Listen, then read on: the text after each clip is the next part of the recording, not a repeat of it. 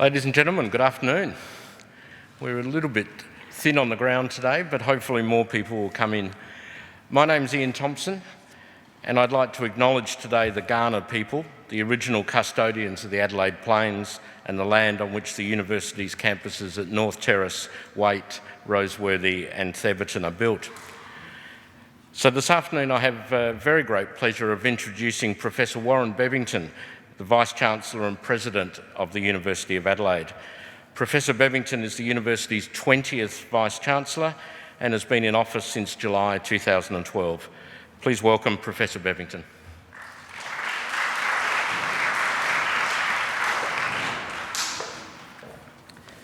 Well, good afternoon, new university parents, and welcome to this splendid ceremonial hall, a gift to us of Sir Langdon Bonython more than 80 years ago for our graduations.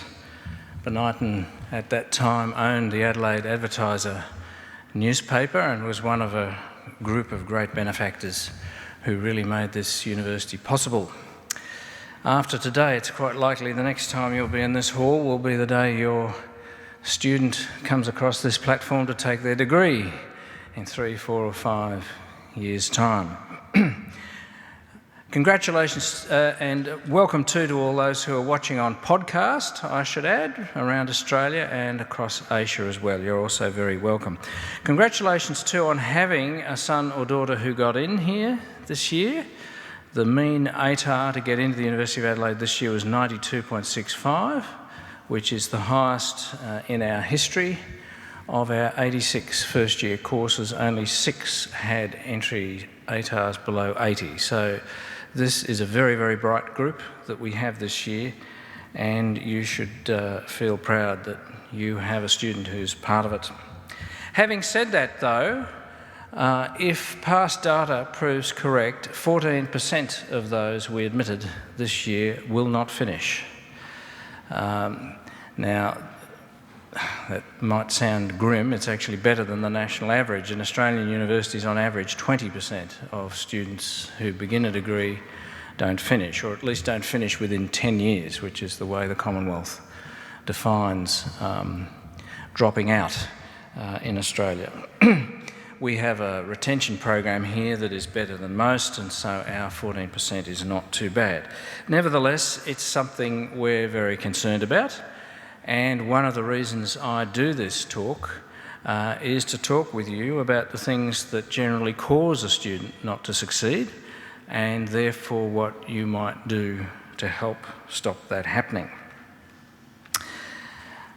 Of course, for some students, dropping out in the first year might be the best thing. There are those who find themselves simply in the wrong course.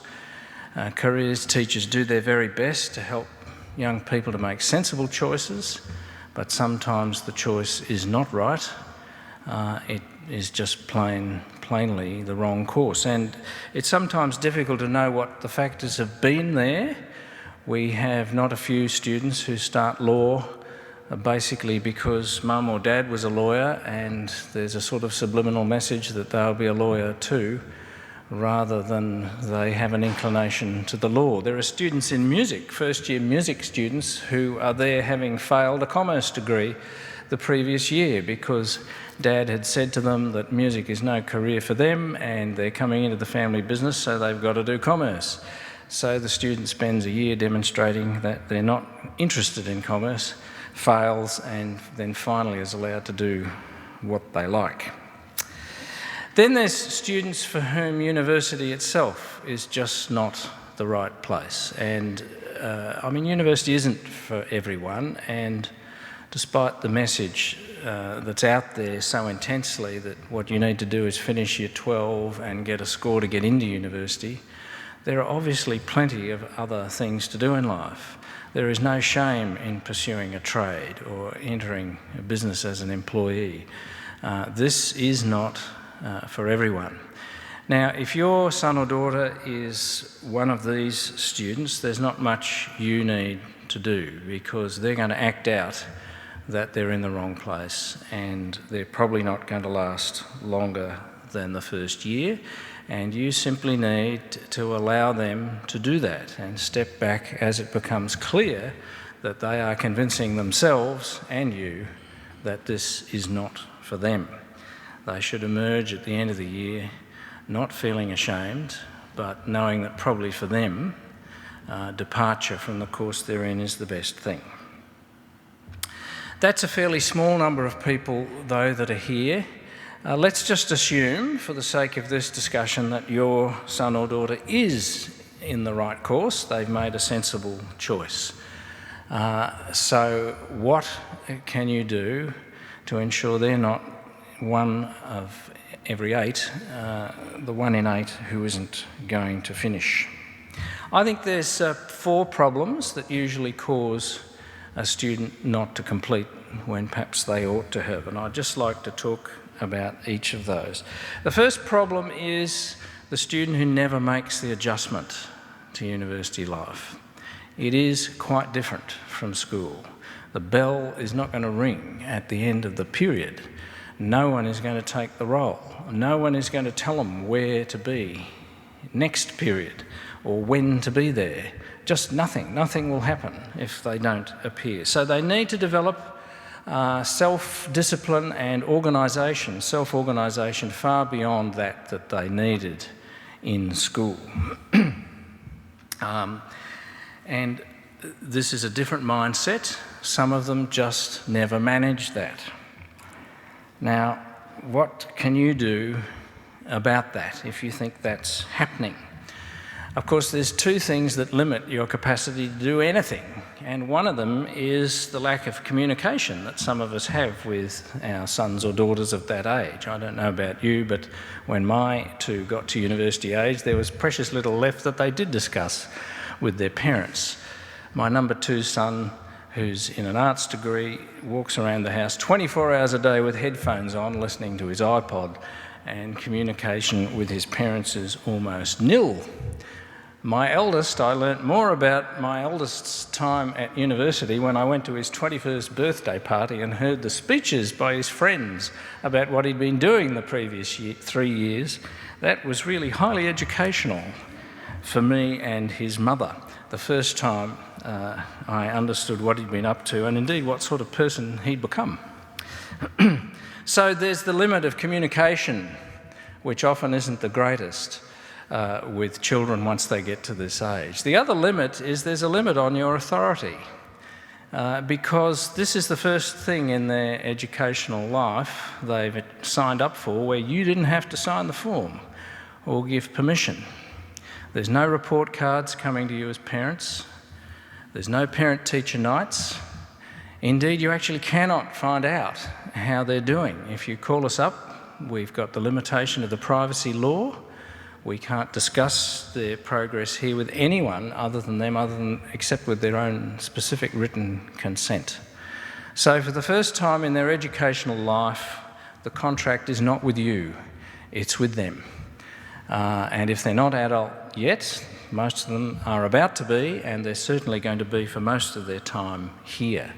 So there's actually a great limit on what we can tell you. So what can you do? I think the principal thing you can do is ask questions. And on this business of making the adjustment, there's quite a few questions you can ask. Here's one you can ask when you go home today about tomorrow.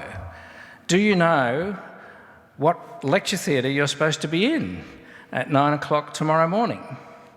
Did you go to orientation week?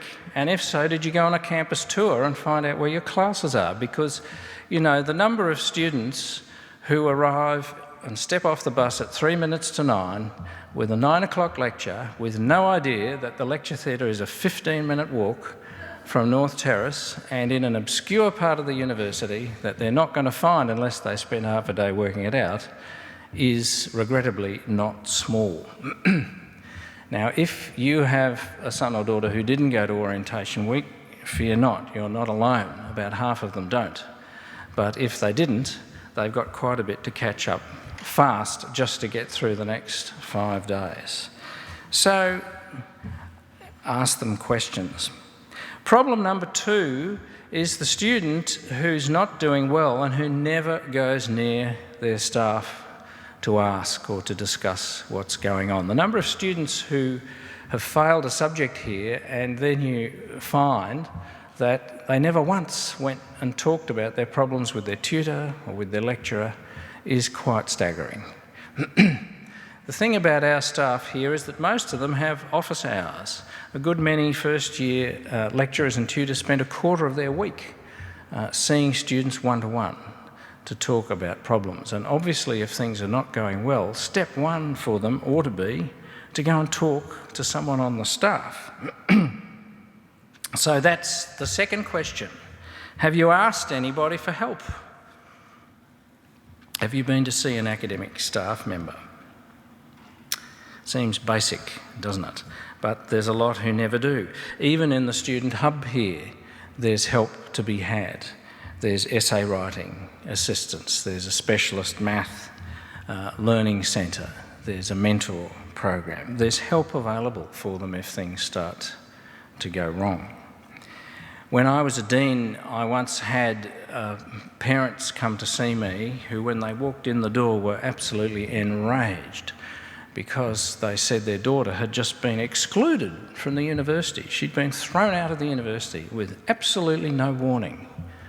No warning at all, and this was just outrageous, a denial of natural justice.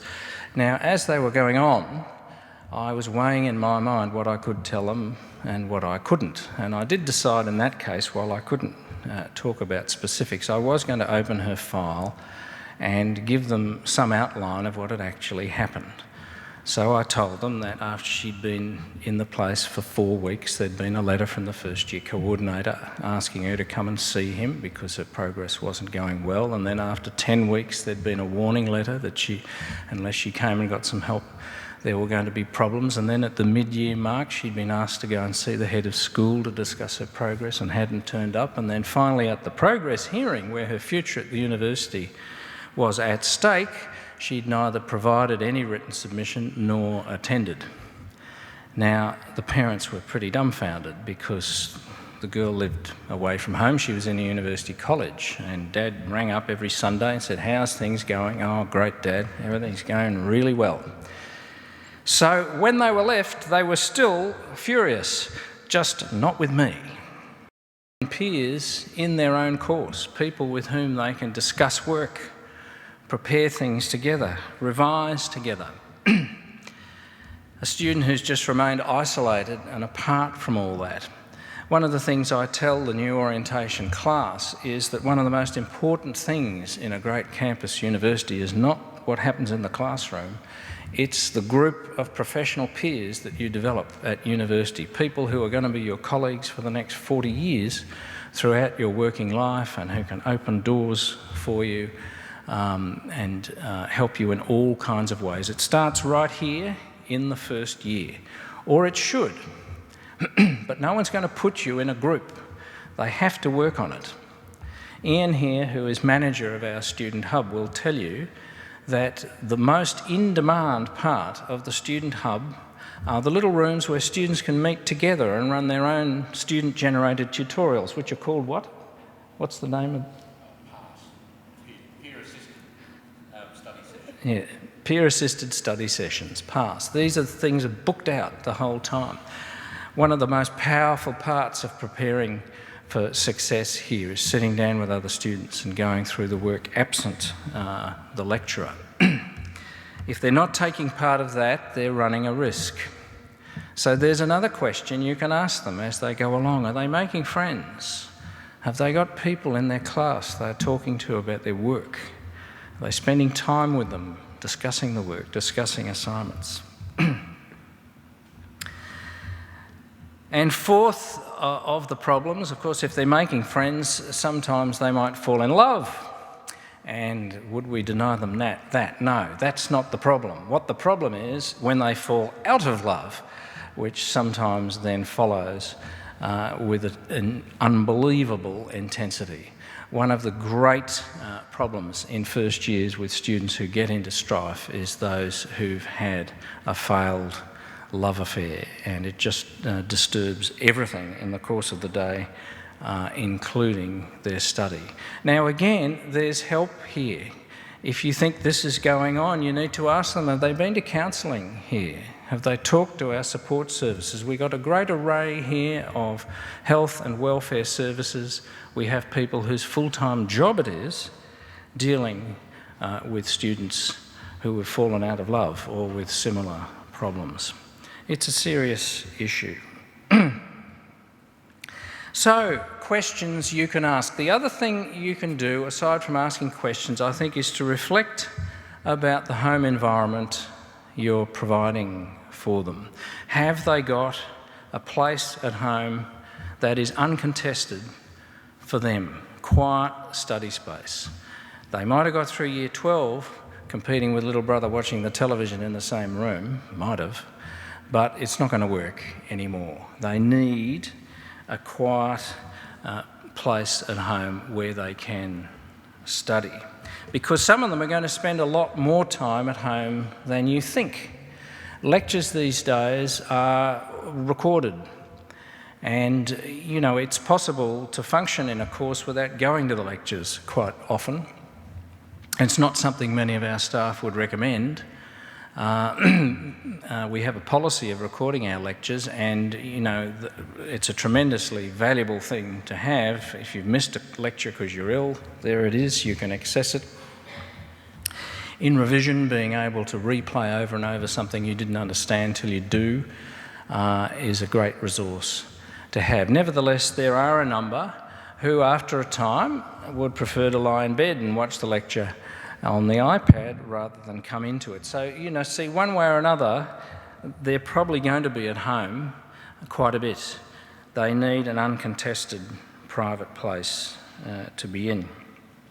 It's time to review financial things for them, to think about their allowance. If they're going to make friends here, they've got to have enough money to buy their friends coffee, to sit around here eating croissants and so on. You might have to think about how much money they've got in their pocket.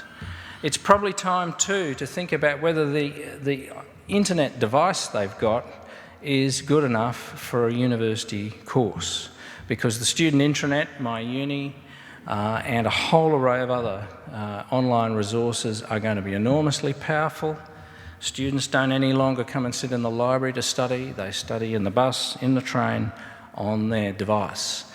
So the device needs to be good enough to deal with the digital world, and it's a very important part of what goes on here.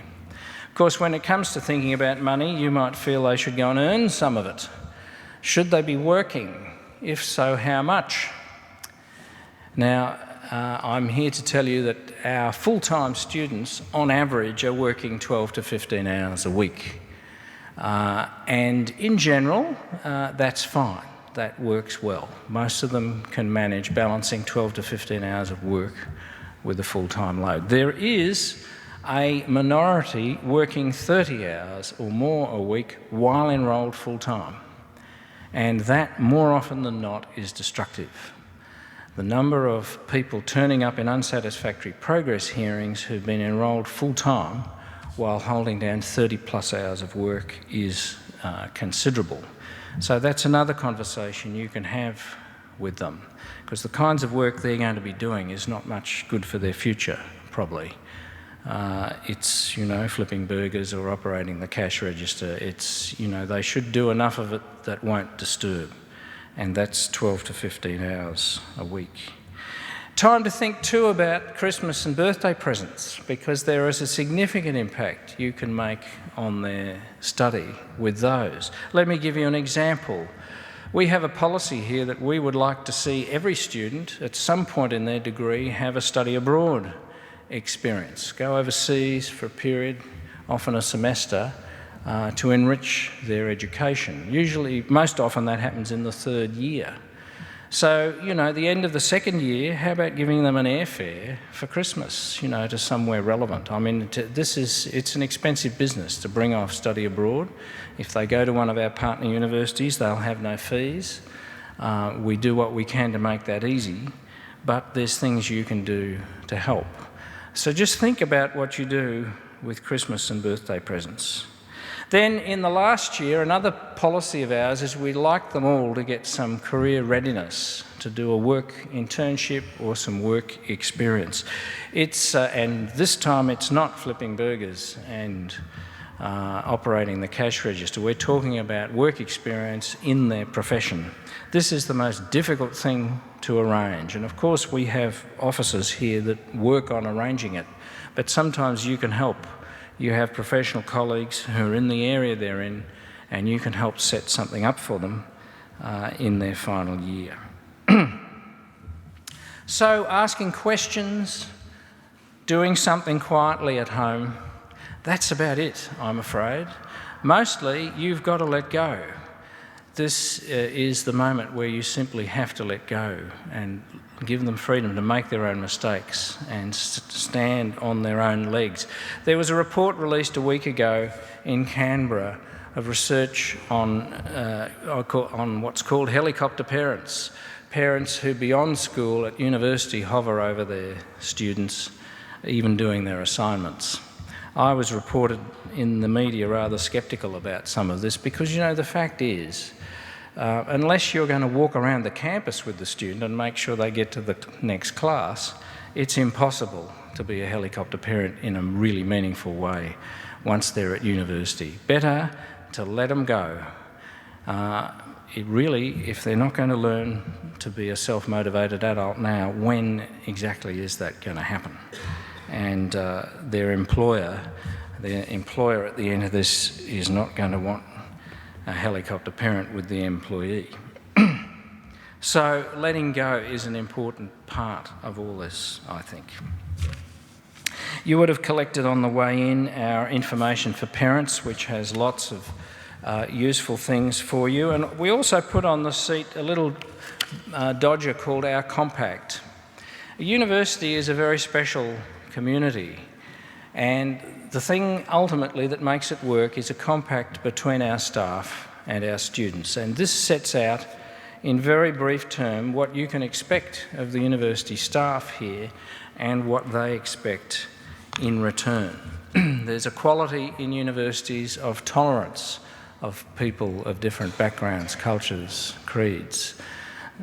There's a practice of hearing other ideas, including ideas you find quite unattractive, repulsive even, hearing them in civility, in peace.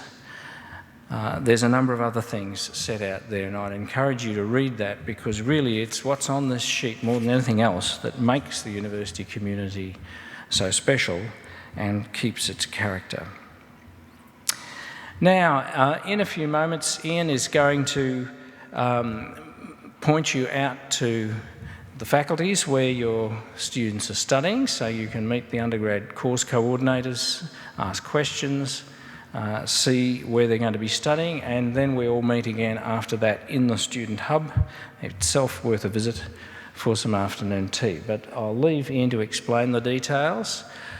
Good luck with the difficult business of becoming a university parent.